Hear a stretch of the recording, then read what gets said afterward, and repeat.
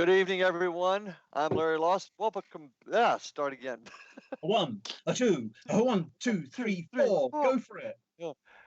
Evening, everyone. Welcome back to On the Air with the Indian River Hauntings. I'm Larry Lawson, your co-host, along with my partner in crime in County Durham, England, Chris Huff. Say hello to everybody, Chris. And this show is a little bit different today, folks, because we're taping it early. Yes, because at our appointed hour at 7 o'clock Eastern Standard Time in the U.S. On Thursdays, I am currently, as you're watching this, at my son Evan's college play. And who the heck is this again? This is Chris and his pet, I think. My anyway, menagerie, yes. So anyway, we're coming to you taped tonight, a little bit different. There won't be any, won't be able to take any questions tonight. But certainly, if you do have questions, go ahead. Oh, Chris! Okay. See, this is what happens, folks, when you get Chris on the show during the day. Yeah. He's uncontrolled. Hyperactive. I've had too much sugar. Too much sugar. Too much sugar. Okay. Anyway, but if you do want to get a hold of us, send your questions to ghostguy59@gmail.com, and we'll answer any questions you might have on the show. We'll be back live a week from tonight, and so if you want to ask us questions, then you can do it live. Otherwise, send them to me, and we will answer your questions or air your comments during our next live show. As always, we'd love you to hit subscribe and notify on the show, and also like it if you like what you see. We've got some great content, and tonight's show is going to be no different, even though it's not live. We're going to be talking about everything paranormal. And this show, folks, is about you and the world of the paranormal and research and investigation. Don't want to forget my son Ryan, who's in Orlando, Florida. He's kind of hooking Chris and I up from over across the pond. So appreciate Ryan. God, it's my other son. Say hi, Ryan. Hello. Hello. And now who's that? Who's that, Christopher? That's my niffler. He likes getting in on the act. Yeah, this is going to be an interesting show. I can see it's going to be an interesting one. I'm wondering who else to bring in. As he's looking around. Yeah. I want to say hi to our usual friends and sponsors out there. I want to say hi to our friends at Doodlebug Dowsing. Doodlebug Dowsing is the place to go for all your dowsing rod needs if you use them for your work. They're based out of Orlando, Florida. Also, go to www.doodlebugdowsing.com. Also want to say hi to our friends at the Driftwood Resort in Vero Beach, Florida, the Marsh Landing Restaurant in Fellsmere, Florida. Our friends Damien Freddy in York, England, best storyteller in ghost storyteller, I might add, in England, and of course Ike Enzi, our good friend with IDK Paranormal out in New Mexico. Watch his shows; he's got some great stuff. So with that, let's kick off this taped version. I don't know; it's kind of weird not knowing people are hearing us right up front. Speaking of weird, now is that paranormal, Chris? Absolutely. Completely and utterly. Completely and utterly.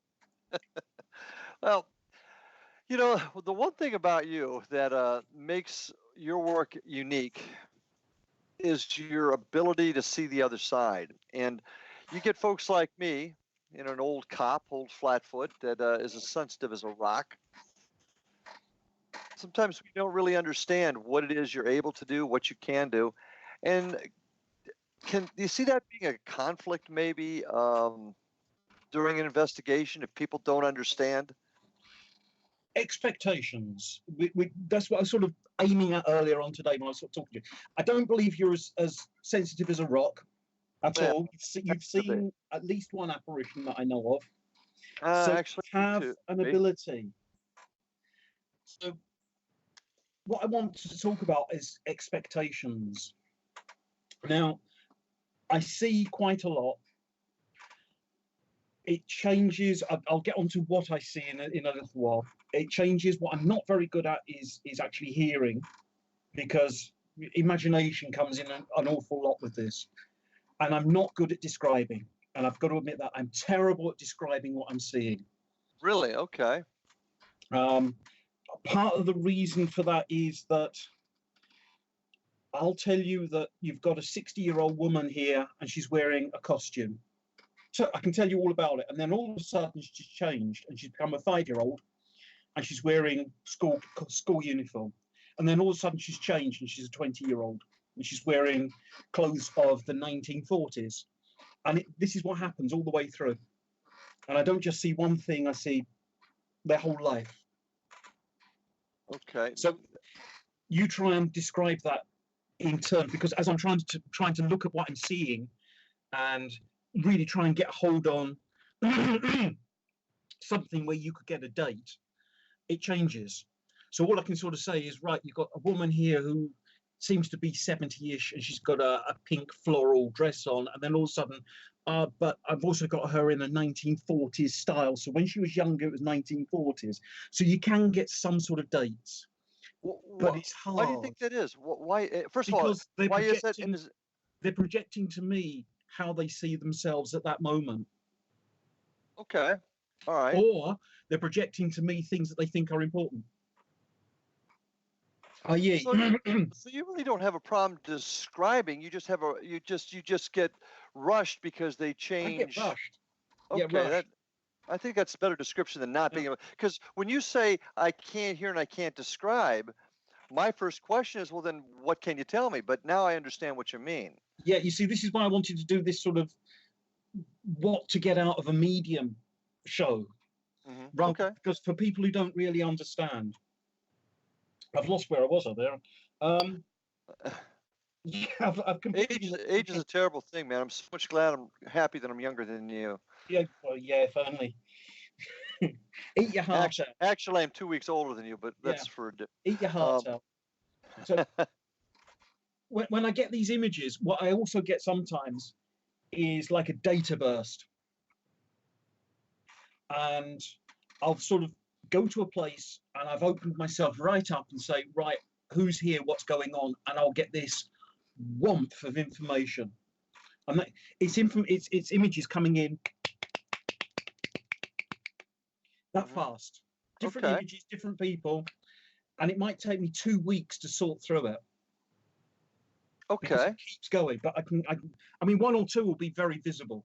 One or two are far more powerful than others, and I'll tell you about those immediately. Others, it just occurs to me, I'll be sitting on the toilet, and suddenly I'll say, "Oh, why didn't I tell him about the little boy?" No, it's true though. But it's the most wonderful place for getting visions. I think you've totally disassociated yourself, and you get wonderful recall. Oh, the jokes that can come from that line, but okay. I didn't say I was normal. Well, it's kind of funny, and I'm going to. I understand where you're coming from, not necessarily the toilet, but there are certain times that the mind opens up, shall we say. So I get it. What you're saying. Now, here's a question for you, and I think it's a real common question. You're describing how you see things. Yeah, you get that light over there. You're describing how you see things and how information comes to you. You know a lot of different mediums. They all see it sometimes differently. Is that a correct statement? Yeah, sometimes they see it the same. Now that's the interesting times. Okay. Why do you think two different psychics? Now, I know you can get two pieces of equipment. I tell a story on one of our tours for events, for example. And Ryan, you might remember this one. Ryan had his tape recorder. We've talked about it on the show. His tape recorder was taping, and there was another. They actually were both cell phones right next to each other. One a Samsung, one an Apple. And Ryan's, you hear both of them. Ryan say, "Is there anybody with us?" On Ryan's recorder, you hear a male voice clearly say, "But of course." On the other guys right next to it, you get Nathan. You heard Ryan on both, but you only got the EVP on one.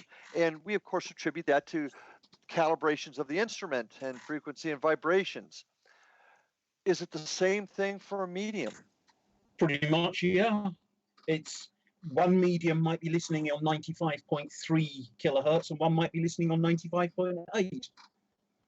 Just to give you it's not like that, but no, but I understand your point. Yeah. So someone is picking up on old Fred, who used to live here 150 years ago, and someone's picking up on Edna who lived here 25 years ago, because they're on a different frequency. Everything is an energy and everything is a frequency. So Agreed. the frequency you're attuned to is the frequency you'll tell them about.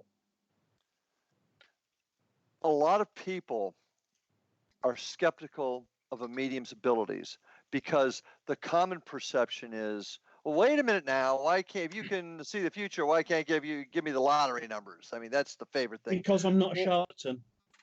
Well, and that's we're going to get into that, but no, but what I'm getting at is, or how come you're seeing this and you're not? And it all goes back to that frequency thing. And I think that, on a quick separate note, that's why I think the world of instrumental transcommunication is where we're going to get our big break, because I think frequency and vibration is the answer. And obviously it is the answer for what's happening in your world with mediums and sensitives. So that's interesting. Even orbs, when you get moving light balls go through your camcorder vision, right? Now they can't be something ordinary, because they're self-generating with light and they're moving on their own and they're wiggling around and they're going through and they disappear through a door and then they come back around the door. There's still a vibration of existence. It's just a vibration that your camcorder can pick up.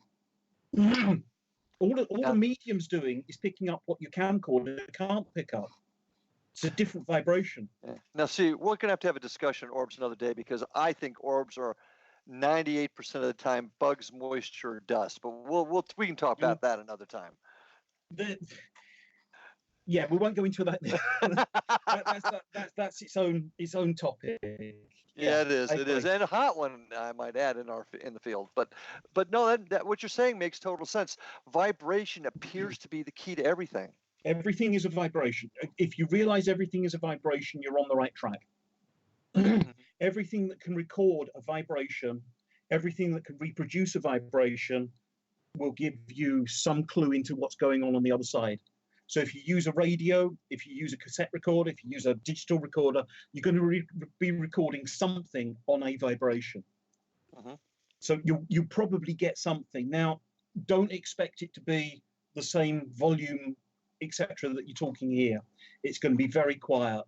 Agreed. And also the time frames are different. You can ask a question that you'll ask it now, it gets answered, you'll hear it an hour later, just to give an example. But now, I've got examples of my recordings where the answer comes back instantaneously as well. So we've got a terrific one out of the old school in Fellsmere, and I think I've mentioned on the show before too. No kids in the building, or no young kids in the building, I should say. And we talked to an entity that we identified as Billy. And Mark Holt, one of my team members, is this the room you like to be in, Billy? Immediately, you get a young boy, 10, 9 years old. Yes, sir. Yeah. Spectacular. And that was an immediate response. So yeah, sometimes they do come together. So that's interesting. I don't think I ever quite put your abilities in the frequency vibration realm before, but that makes total sense. So yeah. So what I'd like to go on to is maybe not all mediums, but what I need on an investigation. Yeah, I'd like to talk about that. That's an important thing as well. All right. You can't put a medium in a box. You can't take them somewhere and say perform, because it doesn't work that way. Okay. And an honest one of the marks of an honest medium, because there are some out there who have met who aren't, we'll talk about them is they actually turn around to you and say there's no one here, because they're picking up on no one. They won't suddenly invent, oh, I've got a monk, or I've got a knight in armor, or I've got Anne Boleyn. Yeah, no, but you've seen these on television shows and etc. And no, it doesn't work that way usually. You get old Fred, and old Fred never lived there. Old Fred was way up the road, but he's seen that there's when we communicate with the other side, we put a light on. That's the easiest way of saying it. We shine a light into the darkness on the other side, and they see this and they're attracted like moths to a candle flame. Okay. And they come in, and they're coming in from all over the place. So you want to talk about what went wrong, what goes on in the Lizzie Borden house? Is Lizzie Borden there? I don't know, because I'm talking to Uncle Fred who lived 3 farms away. Here's a question for you. I don't want to get too far off a field, but this just hit me. So you're describing in your world, you put that light out, that beacon, makes sense, and they're attracted to it. What are these souls doing prior to? Are they just sort of milling around in a big giant space looking for that light? What? No, it depends. It depends what they're doing. Some are the classic lost, who are in this sort of nether world, and they're existing, but they're not happy. A lot of going on about their normal life as they would have done before. And others just come in and pass through. They, a place that they liked when they were alive, or there's people there that they knew, and they'll just come in and pass through. And they're the ones that you'll suddenly get, oh, tell Larry that I still think about him. Things like this. It's not going to be whoever it is that's there who's kicking the furniture or kicking the cat, making the cat scream at 1 a.m. But this is just someone who's going to pass through. The one who's kicking the cat is someone who lived there in the past who doesn't like cats. And that you've got to treat spirits. It's not a game. It's not something for entertainment. You're talking to people. And that's what I have to try and get through to everyone who does this. It's not a game. It's not for your personal entertainment. You're talking to people. Treat them with respect. Amen. Man, we could not agree more strongly on that issue. Now, I've heard some mediums, and we'll get back to what you need on investigation in a second, but now I've got kind of this train of thought going. A lot of mediums talk about when people pass, they're just passing to another plane, perhaps a higher plane, as they progress through stages in the afterworld. Is that something you see also? Is that something that's a common thread in the field of mediumships? I can only comment on what I see. Okay. That's fair. The be all and end all. I can't go off into airy fairy realms and quote what other people have said, because all I can say is what I've actually experienced. And I've seen some very dark things who have never been human. I've seen some humans in very dark situations. I've seen some who wander around not knowing where they're going to go. And I've seen others come in, drift through, and go back out. Just a whole spectrum of things. To where we don't know. No, call it whatever you want to call it, but it's gone beyond. Okay. I don't see this any different than people's opinions and views on life in general. Everybody sees things a little different. And I'm starting to find that it's the perception, maybe even the life experiences of the person that's got the gift, that's allowing them to interpret things their way. So I get that. I'm really starting to understand that. But getting back to where you want to be, what you need on an investigation. I've called up Chris Huff. I think, I really want to get somebody with the gift in here to tell me what they see and feel. So I'll call up my buddy Chris and bring him on an investigation. So you show up the site in the investigation. What are you going to tell me you need to do your job? 1 or 2 people to come round with me. I'm sorry, 1 or 2 people to come round with me. They're going to share. They're there to share the psychic load with me. What do you mean by that? There's a lot of emotion. When I walk around, there's an awful lot of emotion. Now, if the emotion starts getting too much for me, I'll actually break down with it. So they're there. They're going to share that emotion. It's almost like hitting a capacitor. It's shared out to other batteries. So they will feel what you're feeling in a sense. Maybe not feel it, but they'll take it. All right. Excuse me. Get some tea.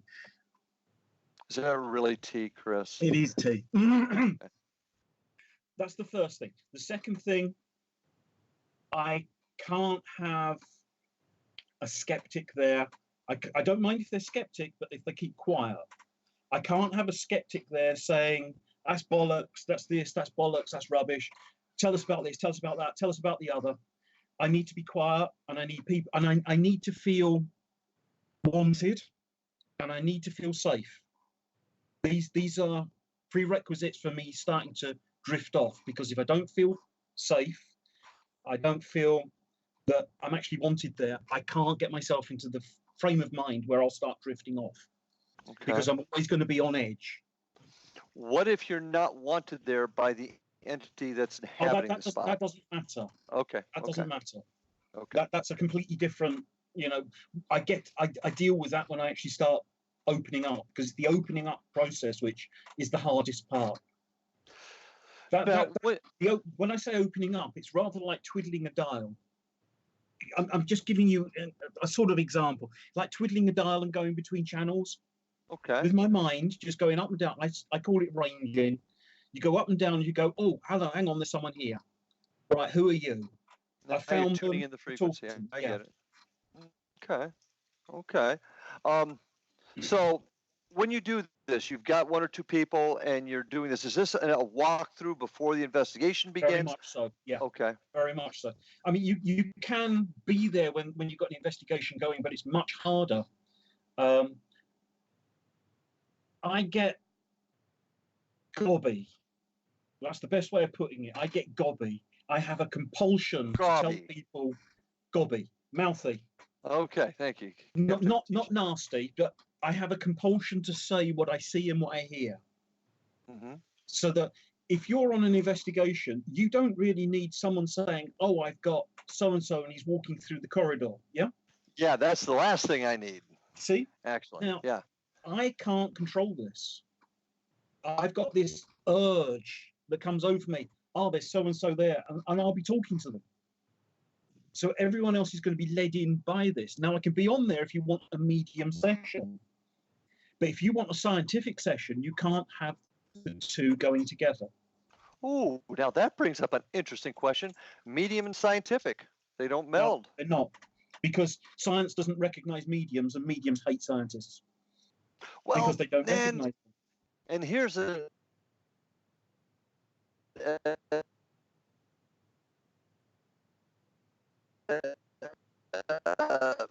maybe we don't meet together of the two fields The in only way you're order. going to do it is to have a medium session, have a equipment session. Okay. So you have people with equipment observing.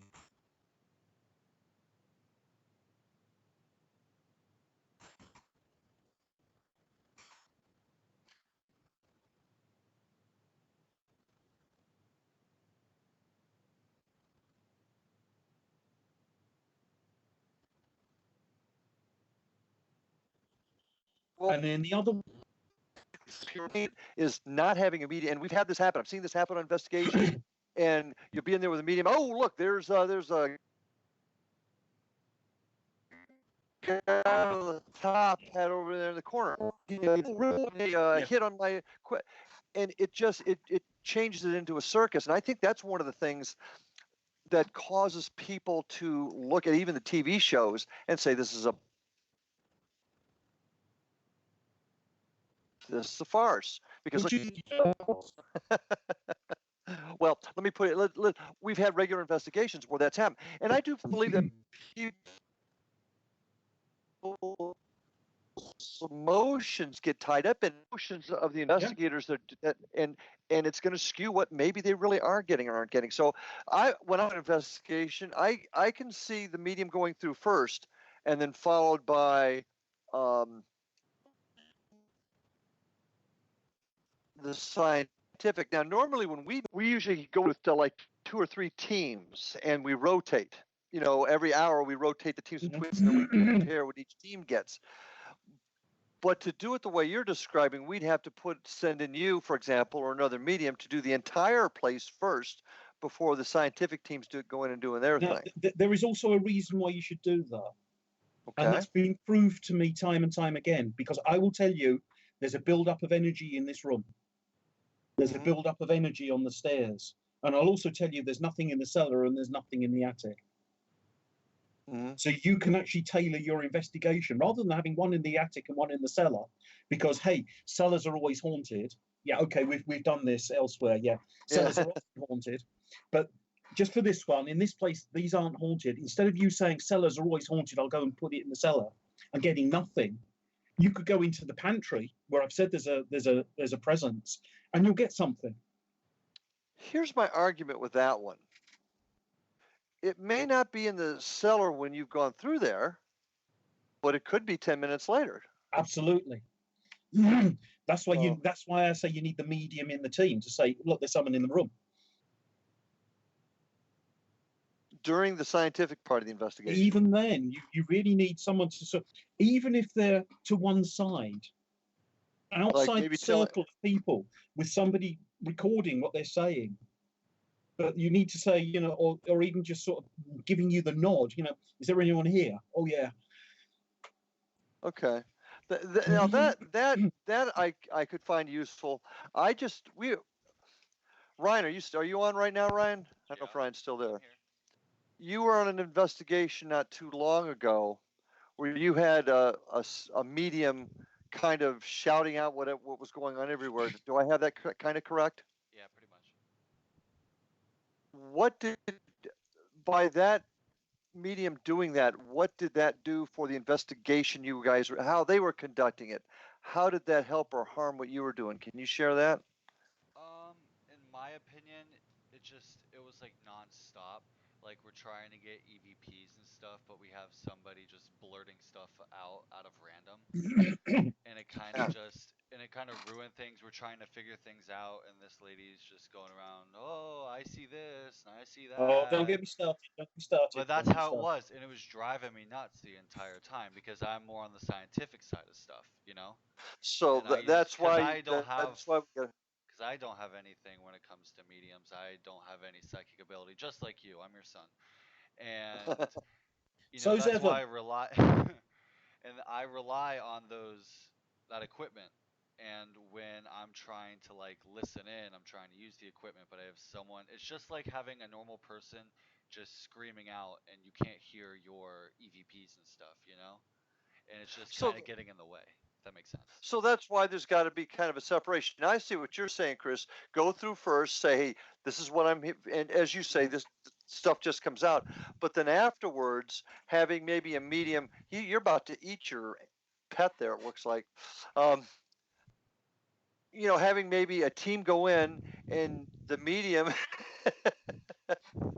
the medium kind of quietly saying to the team leader, hey, yeah, I feel something in here. So that somebody in the team knows that there's something in the room, but not necessarily blurting it out. You can actually have just a simple hand signal. Okay. I agree Right. doing it like that too, because if you think about it, you're not melding it together, but they're working together, but they're not in the same room. If you have them go in and they sense something, when they finish, they come out, the investigators go in. They don't say anything to each other until the very end. And once they collaborate and the medium says something, but wait, we have evidence on that, you know, then you can be like, okay, we have something. But if the medium says something to an investigator and they hear something, they may think, oh, it's this, but it may not actually be. Like they hear Well, a that's what name. I'm saying too. So that's why you got to kind of keep them separate. But I think what Chris was saying, and tell me if I'm wrong, is you go after you've gone through the initial walkthrough and you've gotten a feel for the place, maybe going with a team and quietly with a hand signal or a wink of the eye or something saying, yeah, there's something in here without telegraphing that to the whole team. Yeah. I'd also probably need someone to take notes for me because I'll be telling them everything that I'm seeing. But it can be done quietly. You don't need the example that Ryan's saying, oh, I see a monk. Oh, and I see someone in this and that, because that's actually just. I mean, I know I say I get this compulsion, but I can do it quietly. You don't need to be the center of attention. Yeah. That's the difference. You do not need to be the center of attention. But I also find that once your instruments have gone in, the place is wrecked. They're buggered off. Why? Because they don't like you're changing the vibrations, you're changing the wavelengths, you're interfering with things. It's like a very loud white noise in your ear all the time for them.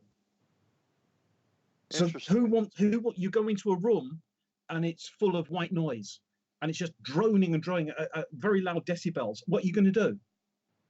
You're coming out. Leave. Yeah, exactly. And that's what happens. And your feeling is the equipment will do this to the spirits on occasion. Yeah, very much so. They'll come in, they'll go. Or, well, The ones which you have haunting a place, usually they'll go. But you'll get others who'll come in and just communicate and then pass through. Okay. So, what advice, for lack of a better term, would you give a team that wants to use a medium? What advice would you give them to set up an investigation? Well, it depends upon the team. It really does. I mean, I can't dictate what a team does. No, but you can dictate what, and you've kind of outlined what you needed. But to tell you the truth, I usually go through a place and then I go because it's not worth me being there. Okay. Yeah. But I'm also the one at the end of the investigation who'll come back in and I'll get rid of the spirits who are lingering. Because I don't think you should leave anyone in a place if they don't want to stay there. Some want to stay. Don't get me wrong. I can't pass them on if they don't want to go. Mm-hmm. But some are lost and they actually want to go. And I think it's our duty that if we go to a haunted place and somebody actually is in trouble and needs to leave, that we pass them on. Okay, now that's going to lead me into something else I want to talk to you about. And that's that charlatan issue. I want to get into that for a second, but I do want to wrap this part of it up. We can agree, though, then, that mediums going through first to find out what's happening inside of a building, who's there, maybe or maybe not then following the instruments in, but if they do, quietly acknowledging whether or not there's anything in there for them to detect. Would that be an accurate? I still prefer 2 sessions. I really do. So that you have a scientific group who just want to be like Ryan, looking at these blobby lighty things, listening for things going wee, being very happy about it. How was that again? Oh, okay. I do like shiny being very things. happy about it at the end of the day, looking at these things which may or may not be picking up on spirit energy. They might be picking up on anything. And another group of mediums who may or may not be picking up on spirits because they might be talking out of their derriere. So, but you need 2 separate sessions, really. And that is your best way of doing it. Now you can swap the sessions. You can actually have 1 session here, 1 session there, then move them around or swap them over. Except don't expect the mediums to get as good a result after a scientific instrument has gone through the room as they would before. I don't think I've ever, this is the first time I've heard a medium actually say that the equipment messes up the vibration. I'm not doubting it, it's just I've never heard it before. So if there's anybody out there that's listening, and since this is a tape show today, and you've got any thoughts on that, or you've experienced that, we'd love to hear from you. I think that would be something really interesting, and certainly experiment worthy. That would be a great experiment, I think. It's very, very hard. I found there was a craze going on a while back about putting spirit boxes in Faraday cages. Yes. Yes. So I tried it. It. I'm not a great fan of spirit boxes by any means, but I tried it. And the only thing was coming through, let me out. I don't like this. I'm frightened. Blah, blah, blah, blah, blah, blah, blah. So I took it out of the cage and they started talking again. Mm-hmm. They didn't like it. Interesting. Now, when you're talking about if there's a couple different kinds of Faraday cages, of course, you can have a big box or something, but sometimes they put it into a sleeve. Does that? I have no idea. I mean, you could use a parrot cage. That'll make a Faraday cage. Mm-hmm. Literally, anything like this around it would make a Faraday cage. They just didn't like it. Interesting. So, okay. But it was fine afterwards. Interesting. Yeah. See, now I never used to like the ghost box either. I had a real problem because it's radio frequencies. You're hearing radio stations, but then I had a really significant event that changed my whole look, and that's one reason why I think that the radio frequency vibration angle, instrumental transcommunication, I still think that's the future. But that's if you can get what I call a relevant intelligent response in more than 1 or 2 words, that's something worth writing home about. Mm-hmm. Very much. Agreed. It's no good saying, are you a man? Yes. Is that a response? Is that a radio signal? Are you interpreting something which might not be saying yes? Mm-hmm. Um, Agreed. if you get, what's your name, and you get Floyd Wilson comes back, now that's an intelligent response. You might not Agreed. be able to find Floyd Wilson. As you know, with the police files, if you've got anything older than, say, 1910, 1915, you just haven't got the records. These people have disappeared off the face of the earth. Mm-hmm. So, but you're still getting the intelligent, immediate response saying Floyd Wilson. Yeah. Agreed. So, I mean, I can sometimes do it. Sometimes they'll come and talk to me loud enough and clearly enough that I can tell you, oh, this woman's coming in. I can usually only get a first name, but sometimes a second. But she says, I'll describe Walton Castle. A woman in a sort of white 13th century dress comes and talks to me most of the time. And she says her name's Elizabeth. And she tells me about that she's been disinherited because she was cheated out of her lands because one of her cousins took the lands and she was sort of reduced to penury over it. And she was telling me all these things. And then she was showing me a scroll in the box. And at the end of the scroll was Edward III. I could see it very clear, little stamp, Edward III, Edwardus III Rex. And when I checked up, her costume is exactly Edward III, and there's an Elizabeth at the castle at that time. That's that's information which is relevant and sentient. And you know what? You've got information. You were able to do historical research to confirm it. Man, that's good stuff. That's good stuff. It's only by getting the rare occasions where you can get someone of importance enough to have their name recorded. Mm-hmm. You're not going to see Yorick, who's the peasant down the lane, because he won't be recorded. Mm-hmm. But he might very well be the one haunting the cellar. Yeah. Yep. Good point. Good point. Now, you got talking earlier about moving spirits on, and we have an obligation to move them on.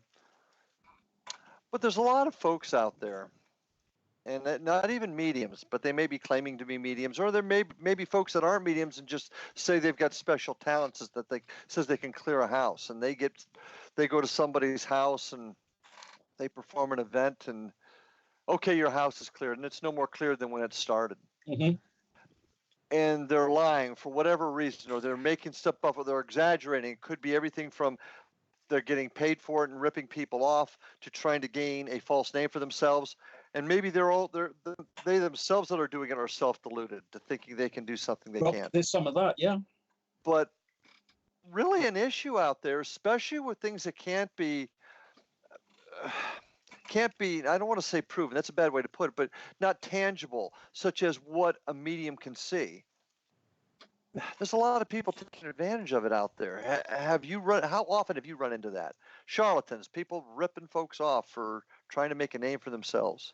Well, I've been on one investigation where there was the team medium who took an instant dislike to me immediately. And they started spouting off, the monk and the this and that. And I was thinking, there's boggle people here. There's nothing in this place. So after a little while, I just said to them, look, there's no one here, mate.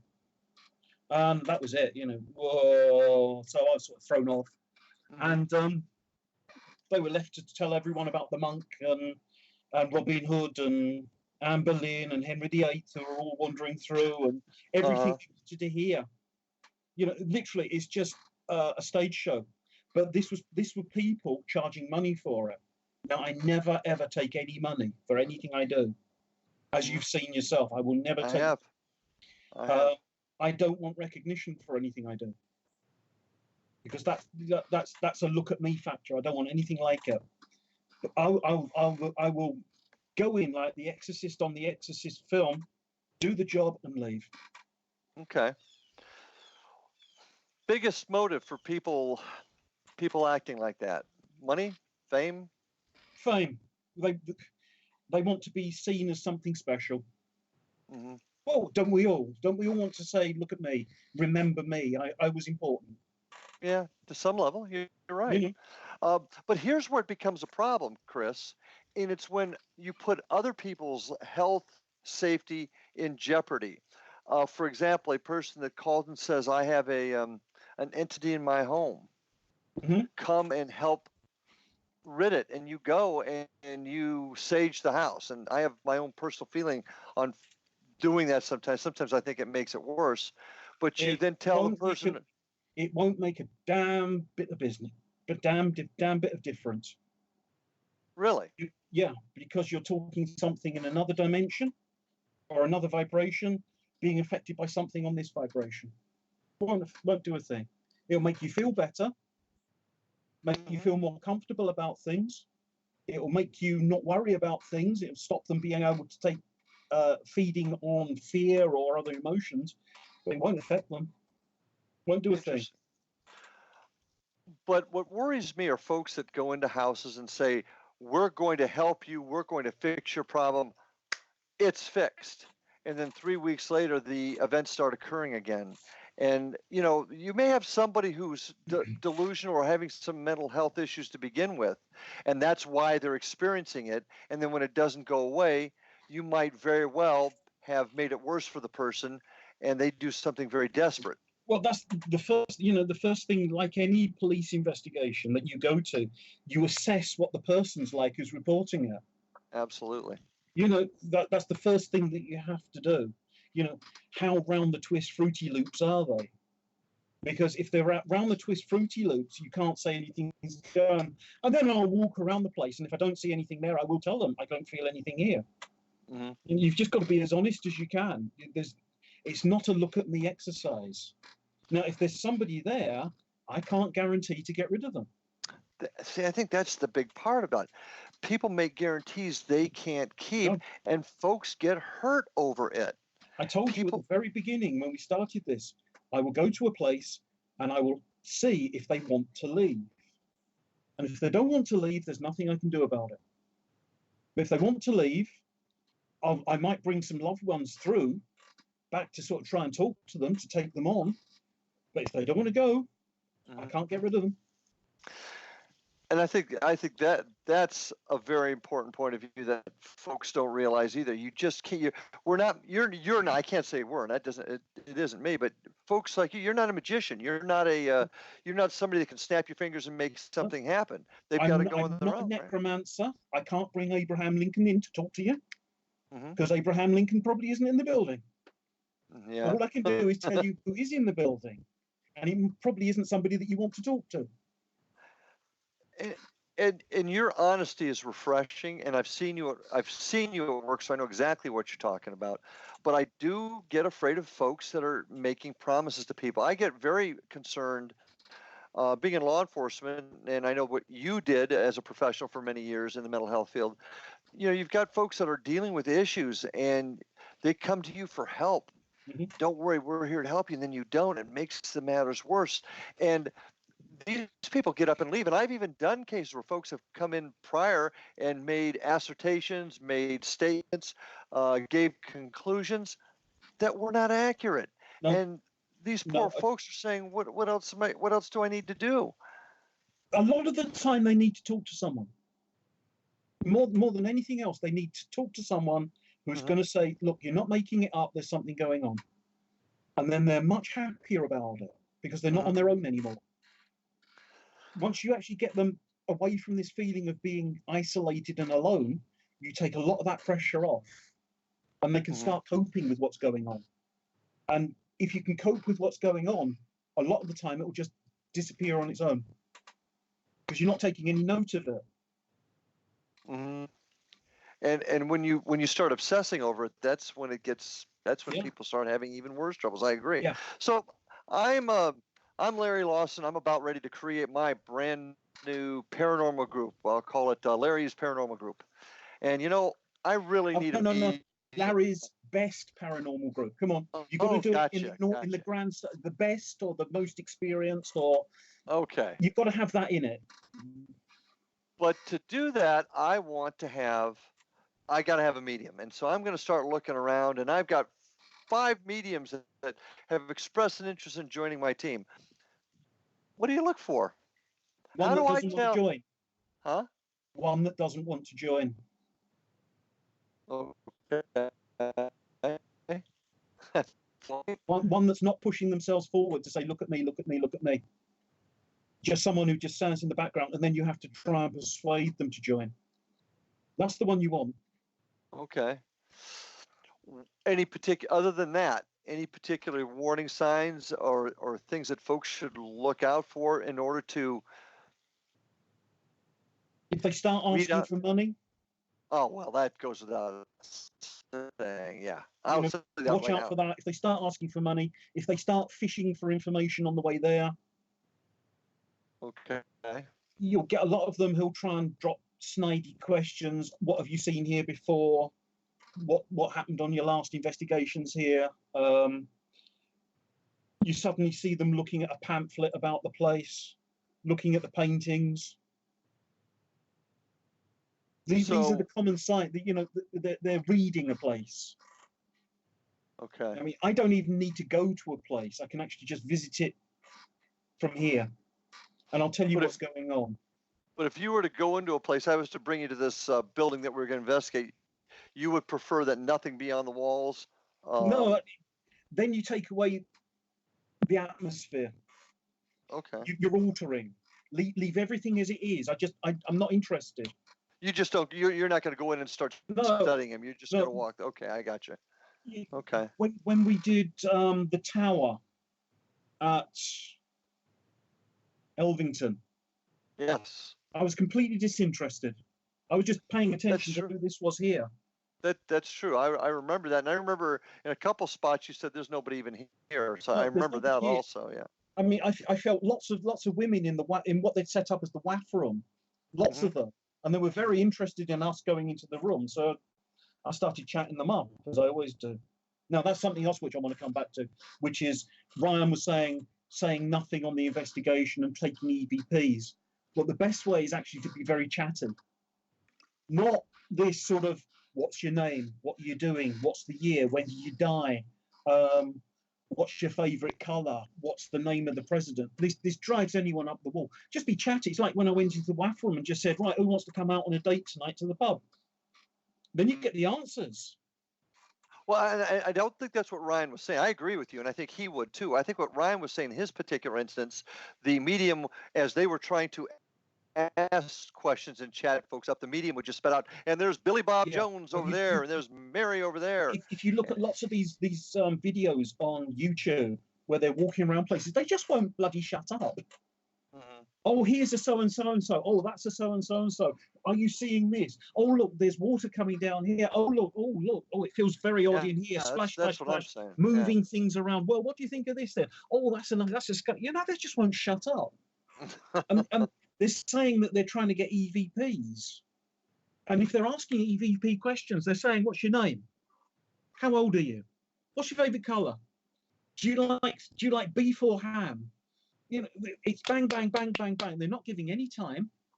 Yeah, you can't ask double questions. It's to be, do you like this? And give it some time to answer. I think that is a really common mistake amongst new investigators. They just ask those questions rapid fire instead of giving the other side a chance to answer.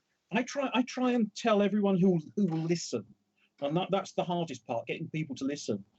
Treat it like you're talking to someone down the pub. You have pubs, not all bars, you have pubs. There's places they call pubs. I don't know if you consider them pubs, but they call themselves. If you went into the Golden Fleece down at York. Ah, yes, quite. Yeah. Right. You treat it like you've got someone sitting next to you on the next table over, and you've heard something in their conversation, and you just butted in and said, well, I've been there, and blah, blah, blah, blah, blah. What did you think of the place?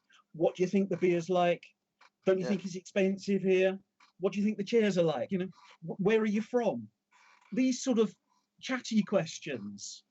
They're not questions which are personal, which are saying, right, how many women did you rape? And X, Y, and Z. They're not going to answer you. Just chatty. Chatty. You know, the one thing that drives me a little nutty is, how did you die? Yeah, don't terrible. do that. Jeez, oh, Pete. but I got to tell you, you've just brought back a heck of a memory. I think it was the Golden Fleece that went 3 floors down into the ground. Yeah, Yeah. was it the Golden Fleece? And every step, every stairway we went through, right? I don't know. Do you remember this, Ryan? It got lower and lower, and the rooms got smaller as you went Yeah. deeper into the ground. God, that was so cool, folks. If I know those of you that are in England that are watching this, you have got a national charm with those that you can't replicate anywhere else. If you're never been to England, you got to go to some of the older pubs. They are Oh, absolutely absolutely. magnificent.